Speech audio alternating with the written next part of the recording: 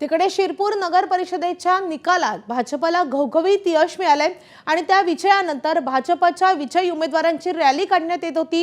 ही rally जात असताना शिरपूर शहरातील वाल्मिक नगर भागातून अज्ञातांनी दगडफेक केल्याची घटना घडली आहे। तर शिरपूर मधली ही घटना आहे। भाजपची विजयी रॅली काढण्यात आलेली होती, मात्र या रॅलीमध्ये दगडफेक झाल्याची घटना समोर येते आहे। विजयी रॅलीत दगडफेक झालेली आहे। या संदर्भात अधिक अपडेट देण्यासाठी आपले प्रतिनिधी धनंजय दीक्षित आपल्या सोबत आहेत।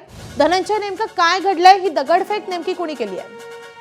असं की आज नगर पंचायत आणि नगर परिषद निवडणुकांचे निकाल जे आहे ते जाहीर होत होते आणि हे जाहीर होत असताना आज शिरपूरमध्ये भाजपला जे आहे ते यश मिळाल्याचं पाहायला मिळालं। तब्बल 32 पैकी 31 जागांवरती भाजपला यश मिळालं आणि त्यामुळे विजयी जे नगरसेवक होते त्यांची रॅली जी आहे ती शिरपूर शहरातून जात होती आणि ही रॅली जात असताना त्यावेळेला वाल्मिक नगर भागातून काही अज्ञातांकडून दगडफेक करण्यात आली आणि त्या दगडफेकीच्या नंतर या ठिकाणी काही वेळ वातावरण जे आहे ते तणावाची परिस्थिती या ठिकाणी निर्माण झाल्याचं पाहायला मिळालेलं होतं आणि यानंतर घटनेची माहिती मिळता तात्काळ पोलीस जे आहे ते घटनास्थळी दाखल झाले आणि त्यांनी या ठिकाणी तात्काळ बंदोबस्त तैनात केला।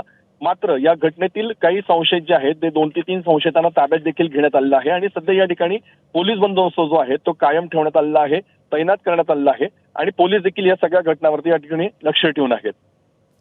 धनंजय, धन्यवाद या सगळ्या सविस्तर माहितीसाठी। एबीपी माझा, उघडा डोळे बघा नीट।